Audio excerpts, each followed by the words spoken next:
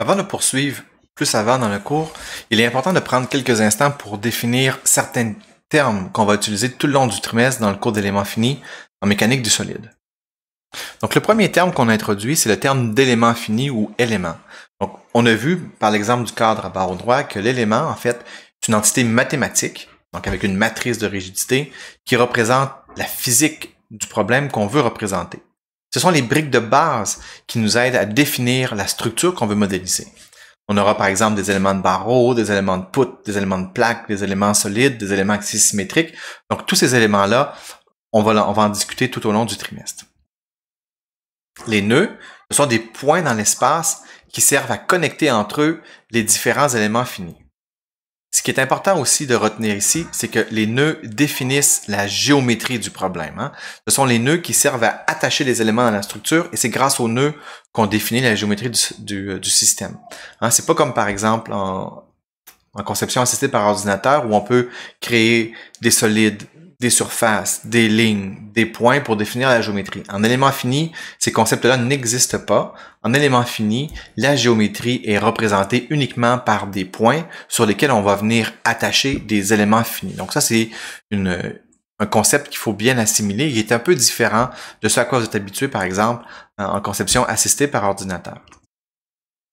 Maintenant, le système de coordonnées global, donc c'est le système de coordonnées dans lequel on définit la structure une fois pour toutes. Ce système-là, on va dire qu'il est attaché à l'univers et il est universel. Et la position des nœuds qui définissent la géométrie du problème sont exprimés dans le repère global. Donc le repère global sert à la fois à définir la géométrie et définir les forces et les déplacements qui sont imposés sur la structure.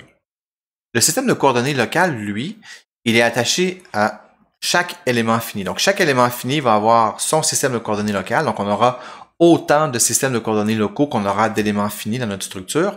Et c'est le système de coordonnées qui est indépendant du système de coordonnées global qui nous sert à définir la matrice de rigidité de l'élément fini. Le système de coordonnées locales, si on veut, ça nous sert à définir l'ADN de chacun des éléments finis.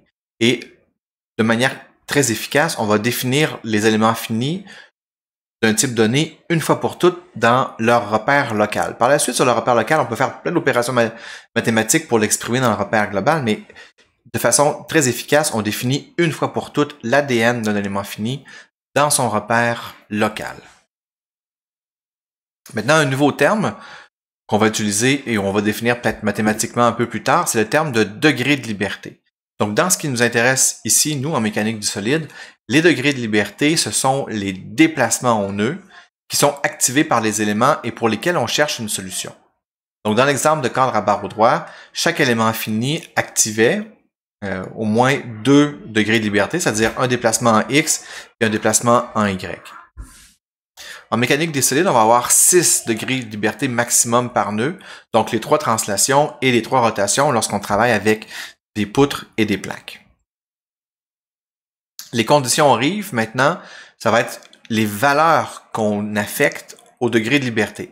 Donc, ça fait partie de la définition du problème. Donc, ça va être en général les pivots, les appuis simples, ou comme dans certains exercices qu'on vous propose, c'est le déplacement qu'on aura imposé à certains nœuds qui pourraient être non nuls. Le chargement, on donnera aussi une définition plus mathématique un peu plus tard, ce sont toutes les forces qui sont appliquées sur la structure. Le modèle d'éléments finis, finalement, c'est l'assemblage de tous ces concepts pour créer le modèle ou la représentation physique qu'on se donne du problème qu'on tente de résoudre.